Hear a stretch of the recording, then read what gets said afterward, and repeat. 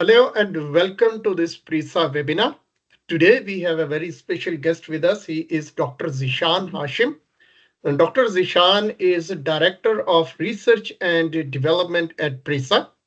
He is also a lecturer in economics at University of Bedfordshire, UK, and a senior finance consultant at various consultancies in London. Besides PRISA, he is also associated with Prime as a research fellow, and his research include the political economy, institutions, and public finance. So, Zishan, welcome to this PRISA webinar series. Thanks, Nadeem. Thanks for inviting me, and thanks for giving this opportunity to present my ideas or my thoughts about what the question you are going to ask. So, Zishan, let's start with the basics. What is populism in your view, and how do you compare the economics of populism with the economics of market? Populism is actually a political movement, you can call it, and this is the political movement which divide people, especially.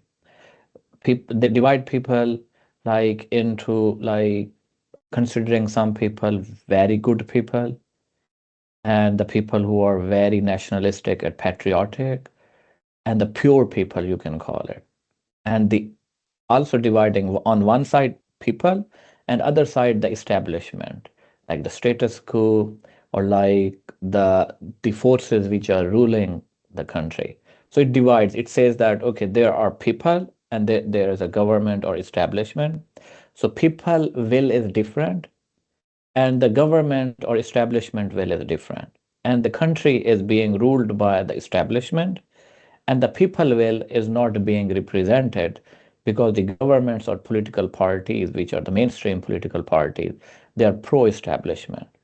So the populist parties consider themselves that they are the only main representatives of the people, the pure people.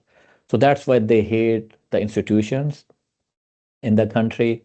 And in that way, because the ruling institutions in the country, I mean, Western countries, if we talk about, so those institutions are actually liberal institutions. So the populist parties, they oppose the liberal political order and liberal democracy as well. And there are two kinds of the populism as well. One is the left kind of populism, the other is the right kind of populism. Both are different. So leftist political parties are more like against the market economy, against kind of you can say that the market institutions. And the right wing populism is actually kind of which likes the market economy, but also not the free market economy as well. Here is a very, very different, you can say, point of view. If I would like to explain, like uh, from the Tony Blair and United Kingdom, so the new left has been different. And the new left was suggesting, proposing the idea of the market economy and the globalization and free trade, but with the addition of, like, to some extent, social safety net as well. So you can call it the left wing populism has been to some extent like kind of market friendly. The right wing populism, which is dominating now in United States and in UK, like the Reformist Party, so they are more protectionist in nature. So they don't like free market, they don't like globalization, and they go for more government intervention. There's another, you can say that the political parties, which are the centrist parties. So now the centrist parties are trying to like defend the mainstream economics or mainstream political narrative. So now I could say that there's a political center. Political center is the pro economic order, global order, the political order, political left, and which is the populist political left. It's against market economy, but left overall, which is close to the new left, is kind of fine with the market economy. And the right, which is like the right wing populism, that's totally against market economy and more like protectionism and government intervention. And the Trump, for example, is the, you can say, the right wing, you can say the populism. So there's a thin differences between left and right and center and left and right. So it's very hard sometimes to differentiate how much they are different from each other. Okay, okay, that's something very interesting. And based on this answer, do you think that populism necessarily leads to poor economic policies, especially when we look at the long-term impact? And I would like you to explain in the way that you defined the right, left, and central. So, how do you think about it? Definitely means, the populism is not good for the economy.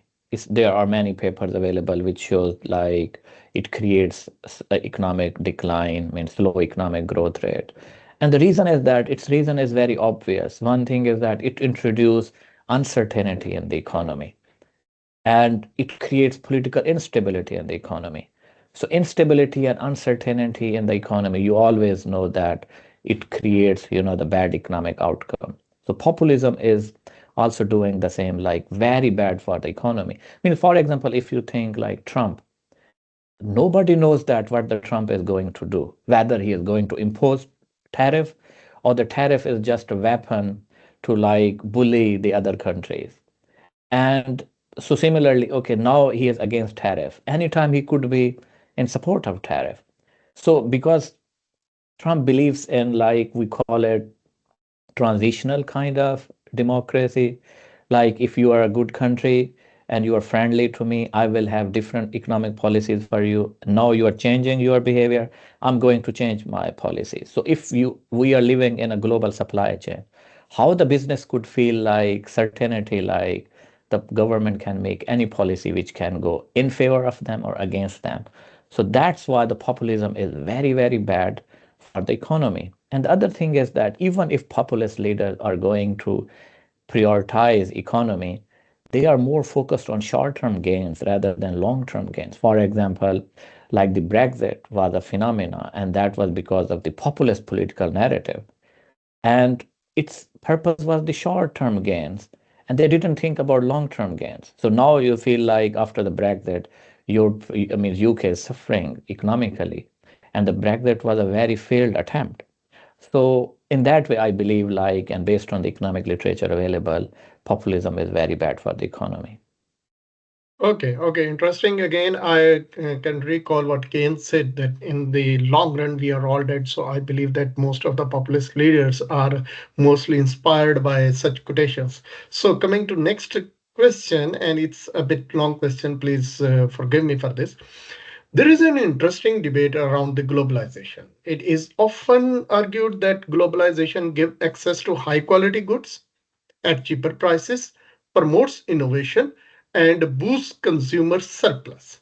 But on the flip side, it also shifts jobs, especially the low skilled jobs, away from the country. And you know that after a certain age, it becomes really very tough for a person to update his skills or update his education or her education at least, because the returns are not that much high. So when this affected population segment grows, doesn't it create an opportunity for the politicians and especially for the populist politicians to exploit it for the personal gains, leading to the rise in the population? How do you think about it? Yeah, that's very important question, and I like it. And thanks for asking. See, I would not go defending the globalization like at you can say that my first point is not defending the population, even though I'm going to defend it. See, I would say that the global economic order, instead of us simply saying the global economic order in which we are living, there are some bad outcomes. But if we look at the good side, there are very good outcomes. I mean, if I give you the example, in you can say that 1925, how many Yes. people globally were living in extreme poverty, like less than $1.9 per capita? 80, 70 to 80% people were living in extreme poverty in 1925. We are now in 2025. What's your idea how many people are living in extreme poverty? It's Mm, around, yeah, maybe around 12, 15%. you're close, like it's around 9%. Oh, So great this achievement. global decline in poverty in 100 years, that's because of the global economic order. And this global economic order has promoted shared prosperity idea, shared dependence, right? And you know that the global supply chain is like almost every country is connected with each other. And this period, like before the rise of populism, this period was very good for the human history, like very less number of wars, and the people internationally were living like in a prosperity, and the more prosperity we were going to achieve it.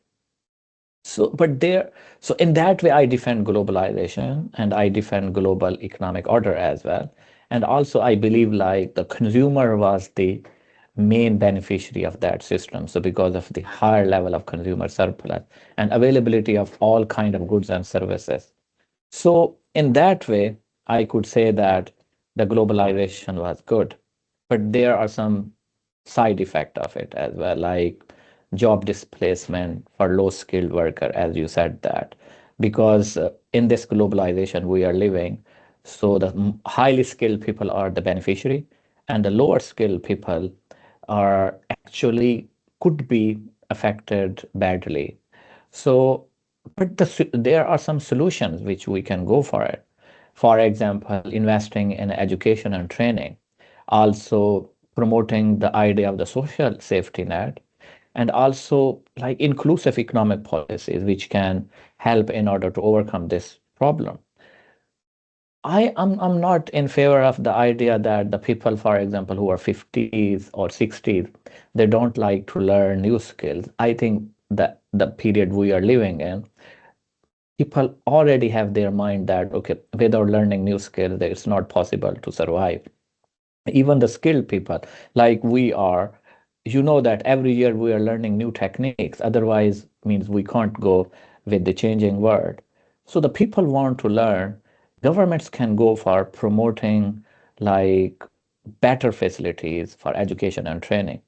But when the people are facing uncertainty in terms of insecurity in terms of their job, so there are two solutions. One is that telling the people like everybody is living in this world and it's good to learn new skills because technology is changing super fast. The other solution, and this is very hard solution because people would feel fatigued, like why we need to work. On the other hand, just telling the people like, okay, come on, the problem you're facing, those problems are because of others. And in that way, blaming others, it gives some people like kind of making them relaxed and they feel like okay, if others are responsible and someone comes and if strong leader comes like the Trump kind of person comes, and then that person can solve our problem and we will be fine as we were like 20 years before or 25 years before. So this is very easy to sell idea, and many people who are especially less educated people could easily go for it. Means you would be surprised to know that now many migrants are very much worried about what the Trump is going to do with them in United States. But it would be surprising for you to know that a majority of them also voted for Trump. And why they voted for Trump? Because they thought that he would come and solve their problem. And Trump is selling the idea that he is a strong man and he can solve their problem.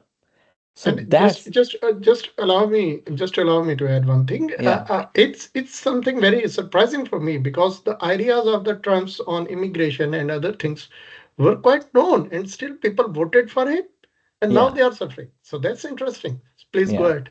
Yeah, and because people believe like, okay, there are some things means he is not the mainstream person, and they were thinking like means this person could solve their problem, and because of his political narrative, his political personality, he gave the people like the idea that he could be like a messiah for them, and but it didn't work out, and now they are very much worried. Means just a few days before, I was listening one podcast, and the migrants were very much worried what the Trump was going to do with them. And when, the uh, moderator asked the question, "Did you vote for Trump?" And they said, "Yeah." And one person asked, "Because my mom wanted to give votes, so I also thought he could be a better person.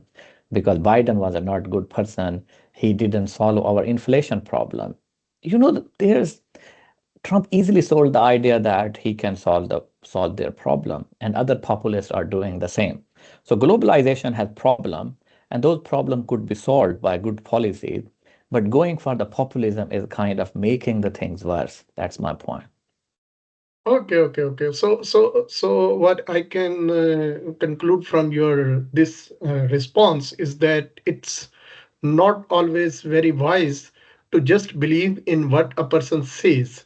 Just ask him what plan he has, how he or she can solve our problems. Ask about details, and the Yeah, devil lies in the details. So exactly. now I'm connecting this question with another very important question that I believe is important, that industrial policies, as you know, are also making a comeback. And we've seen many leading economists are now shifting towards promoting industrial policies. And given your answer to the globalization, populism, what are your thoughts about the industrial policies, especially in this context? Yeah, this is a very detailed, you can say that, the academic discussion. The role of industrial policy. Many, you can supporter of the industrial policy. They says that West also developed because of the government-run industrial policies. And the supporter of globalization says that man-made industrial policies or government industrial policies doesn't work. So, means, in my opinion, if we have a few countries like who are developed, who achieve the status of like higher economic development after the Western countries, means, for example, the South Korea, for example, Chile, and for example, you can say that now Singapore and China also achieved the middle income status. And like Taiwan and Vietnam case, we're also observing they are also achieving middle income status as well. And like these countries, in the backbone, there were very strong industrial policies. Many people also believe like United States developed because of the strong industrial policies. And means they give the example of some president like the Truman. So I'm kind of like in support of the industrial policy, but industrial policy, it's very hard to then craft a better industrial policy. Sometimes, and a majority of cases, industrial policies goes against globalization. And if one country is running the industrial policy, it could be fine. I mean, for example, when South Korea was running, or the China was running, but the global economic order was fine. But the problem is that if every country goes for industrial policy, then they go for like the policies like protectionist policies or protection of some industry means industries. So then retaliation starts at the global level. So then no country can achieve the better industrial policy. Because, for example, Pakistan is going to make better industrial policies and protecting means export and like protecting import and promoting export. The partner countries would also do the same because they feel like, okay, there's no benefit to trade with Pakistan. So finally, what will happen if every country starts protecting import and promoting exports? It means that nobody would be successful. No country would be successful. So Yeah, industrial no. policies kind of at different industries, it could be fine. For example, strategically important countries. China is the biggest case that because everybody was enjoying the globalization, China went against globalization. Now the countries want to go for industrial policy. China want globalization because the globalization in favor of China. So I'm a bit, supporter of industrial policy, but at the global level, I don't like it. And also not at the national level for every industry.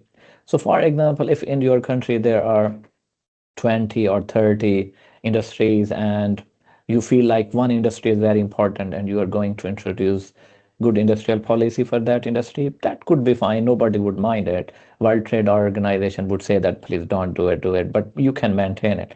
But the industrial policy at all industries level, at the economy level, I don't think so that your trade partner would like it. And but the industrial policies are also weapon of populism as well, populist as well, just like Trump policies, like because he believes the very beautiful word is tariff.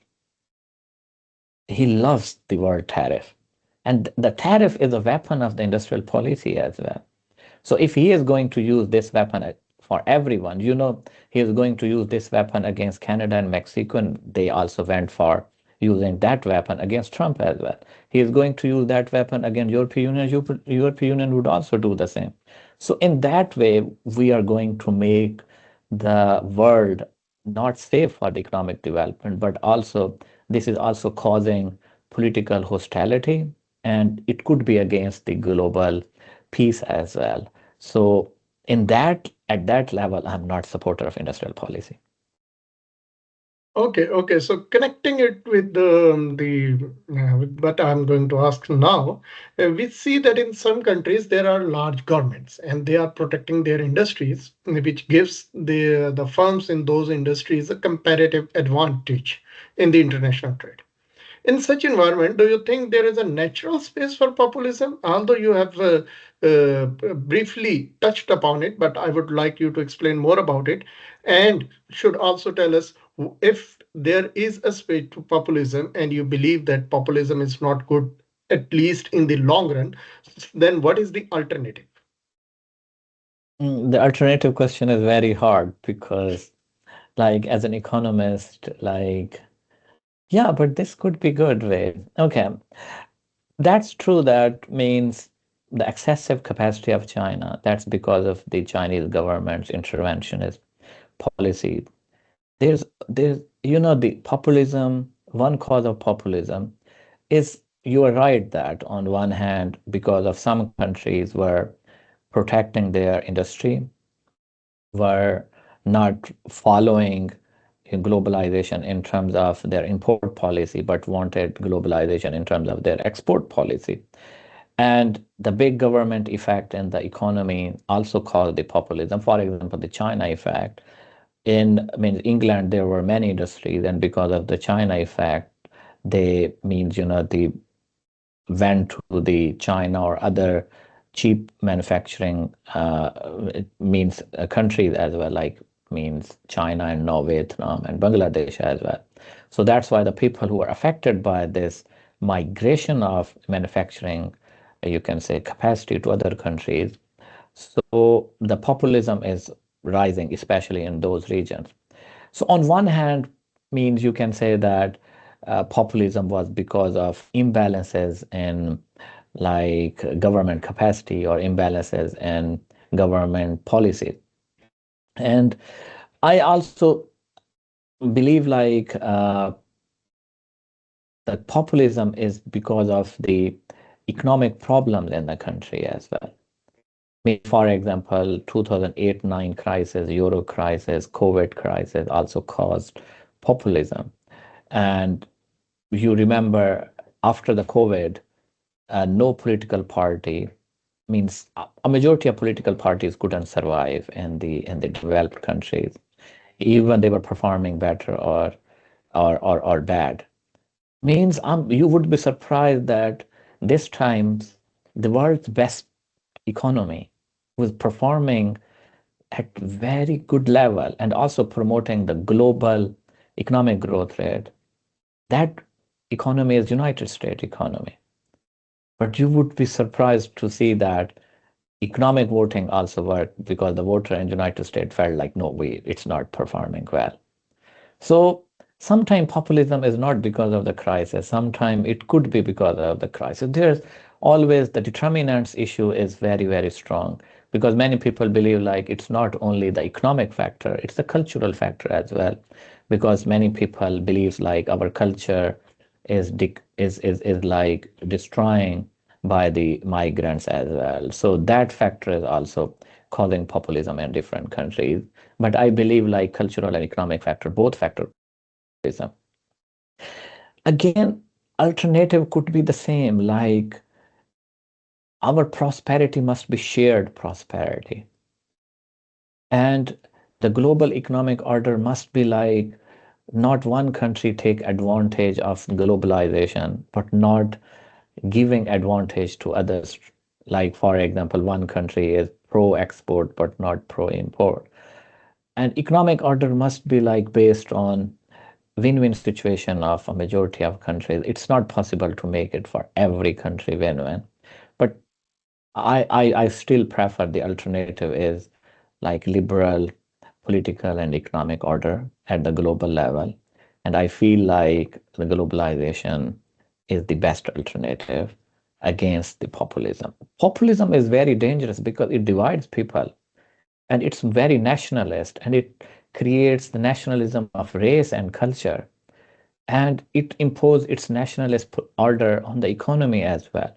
It creates chaos and it's like it creates a lot of danger for the society, for the politics and for the economy. So we can't feel the safe in its presence.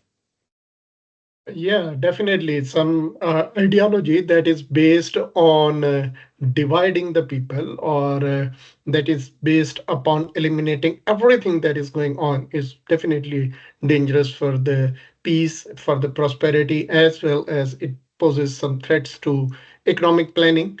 Businesses cannot plan in the long run, and because there is a huge uncertainty. So now let me just allow to take you from the international or global to the regional trade picture. And let's talk about regional trade now.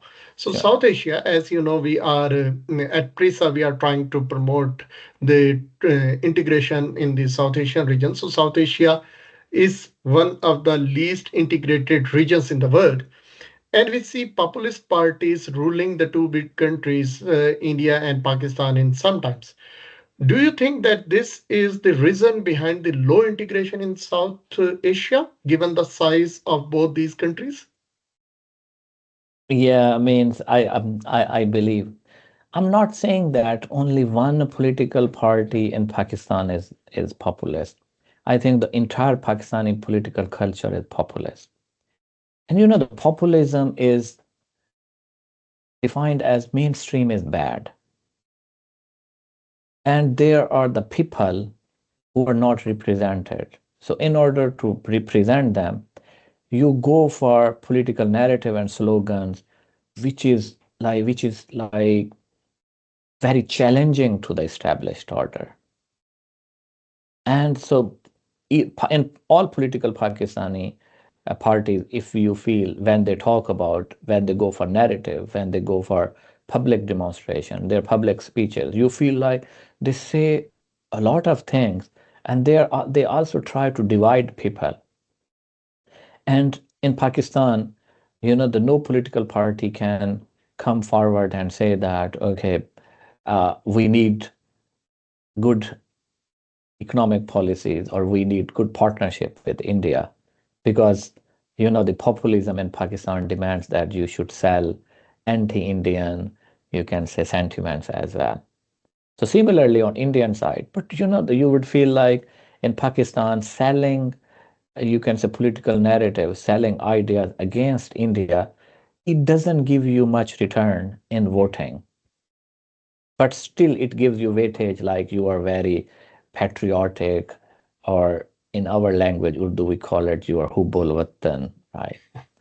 But in India it gives return if you go against Pakistan and you sell your narrative based on anti-Pakistan sentiments, then you can get the narrative. And you know that for a long time in India, like BJP is ruling, Modi is ruling, and nobody deny that Modi is a populist. Like he comes under the like the populist that in the populist database, like three major database, like so Trump, oh sorry, Modi also comes under the you can say the umbrella of the populist, leader, and his policies are also populist in nature.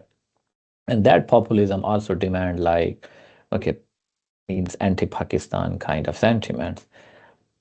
And in that way, I feel like this is creating mistrust among Pakistan and India. And this is a biggest barrier in the South Asian integration as well. Hostility between Pakistan and India is also not causing other countries in the region also to come together. I mean, for example, Bangladesh is always divided between Pakistan and India. So one political party goes towards India, other political parties goes toward, you can say that, Pakistan. Pakistan and India tension is also creating like Bangladesh can't go directly to the South Asian integration. And other countries in the region are very small countries. So they feel like if the big brothers are fighting, so it means that the good solution for us is that just to keep waiting until the problem is solved. And you know that they can't take big initiatives because their size in terms of population and economy is also very small. So in that way, if Pakistan and India solve their problem, in my opinion, it will become very easier for others to join, and the dream of the South Asia means come true as well. So we trust that would happen. But you are right that the nationalism and populism in India and Pakistan is causing hostility between both countries. So, you mean to say that the populism in India and Pakistan is not only causing high poverty in those two countries, but it is also a reason, or it could be a reason of high poverty and less economic integration in this South Asia as a whole. So, Yeah. given this, and you mentioned the low trust environment, what path would you suggest to policymakers and proponents of integration to follow and support economic integration? Yeah, I mean, this is another good question. Thank you for that. I would also add something related to your previous question is that populism is one reason, but I one person would be wrong if get the perception from my talk like I'm thinking that's the only reason of no South Asian integration.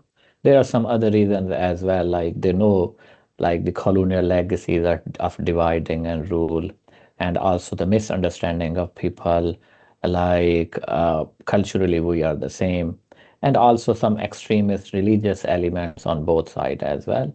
And what I want to raise one issue that the populism is not only dividing Pakistan and India, creating hostility between Pakistan and India, it's also creating division in their own country as well. So the populist like political narrative and ideology of Prime Minister Modi is also creating division in India as well. Populism in Bangladesh is also creating division between Hindus and Muslims there. Also, the populism in Pakistan is also dividing people. So, that it's not only two countries are being divided, the whole region and the different ethnicities in these countries are also dividing. Other thing is that your question, what we means you can say that we can do is that we should go for anti-populist narrative. And how the anti-populist narrative we can develop, that's populism hates liberal democracy, liberalism. If you want to fight against, you can say that populism, so we should go for embracing the idea of the liberalism and secularism and the free market. Populist loves protectionism, means free market promotes the idea of the shared prosperity for everyone. Similarly, like you can say that populist, they love majoritarian government, but they hate like the liberal idea that the minorities, the rights must also be protected. Populism in Pakistan and India and the regions comes from religious fundamentalism. Secularism promotes the idea that, the all communities, all religions, all sects, all different political, social, and like religious ideas must be protected. So going for liberalism, secularism, and kind of free market ideology can help us fighting the populism. There's other thing as well. That's see, culturally we are same. Historically we are same. So the cultural, you can say that the exchange, cultural ties, people to people ties can also help us. Another idea I'm going to suggest here is that sharing, how the European integration was possible. They promoted the idea that, and that's true, they not only promoted that existed, that the European identity is very important. Promoting the idea or understanding or embracing the idea of the European identity created, the dream of European integration into reality. So that's, that we South Asians, we have the shared ethnicity. I live in UK, so my identity is South Asian. Maybe when I'm living in Pakistan, my identity could be like Pakistani, and then it could be like Punjabi, it could be Seraiki. So we have multiple identities, and one identity is South Asian as well.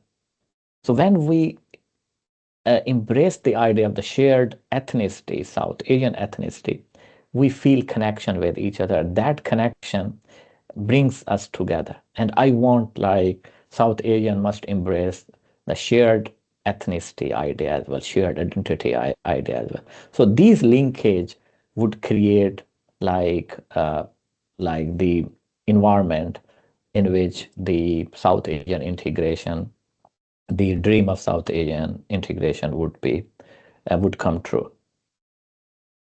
Okay. So thank you for these suggestions, and I believe these are some powerful ideas. Thank And you. towards the very end of this conversation, let me ask you a question. As you mentioned that you are from Pakistan and residing in UK for a good number of years now. So at PRISA, we are also working on South Asian migrants. So, what threat populism imposes to migrants in UK and Europe, particularly the South Asian migrants? Yeah, that's very, very important question. And the thing is that we are highly focused on it nowadays.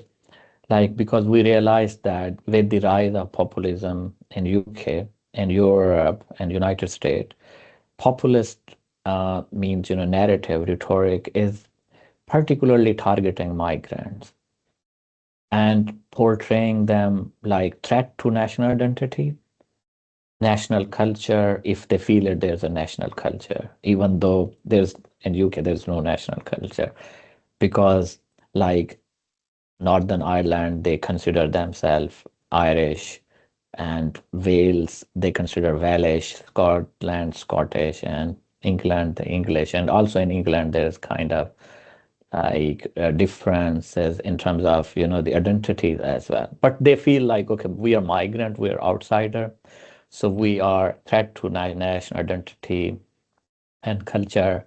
And they also consider us like the economic, we are against the economic stability as well, even though the contribution of migrants in the economic stability is well established. Means, I don't need to even argue that. So there's a lot of literature which shows that the migration provides economic stability. It's good for economic growth. Blah blah. You are also economist, and this is the topic. I think no economist at the means robust understanding level could say that means migration is bad for the economic development. So the populists are promoting the anti-immigrant sentiments, and we are worried that it could create anti-immigrant policies, and it can promote hate crimes as well. And for this purpose, we are specifically focused. One is that we want to raise awareness, and raising awareness, we are working on it, and continuously we are creating more or more connection with all the like kind of the organizations, think tanks, or the charities, or different kind of the public forum, which are promoting the idea of migration. They're protecting immigrants, they're facilitating immigrants, whether South Asians or non-South Asian.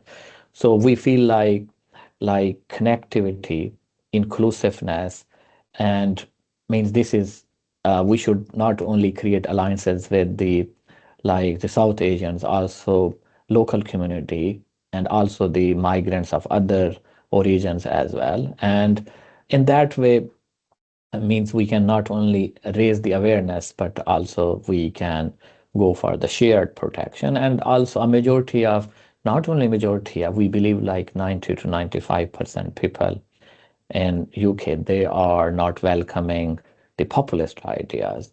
And there are some people which could be because of blame gaming, like if they are lagging economically or lagging in any other way, they feel like they are lagging not because of their own faults. They feel like they're lagging because of the other's fault, or others something like over smartness, or others are like doing something intentionally against them. So raising awareness, talking to them, going for a campaign and talking, influencing the government, like promoting the idea that migrants are not foreigner to this country. They love the country like everybody loves, and they are promoting and they're contributing for the country. So in that way, we feel like we will be very beneficial for not only the community, for this country as well.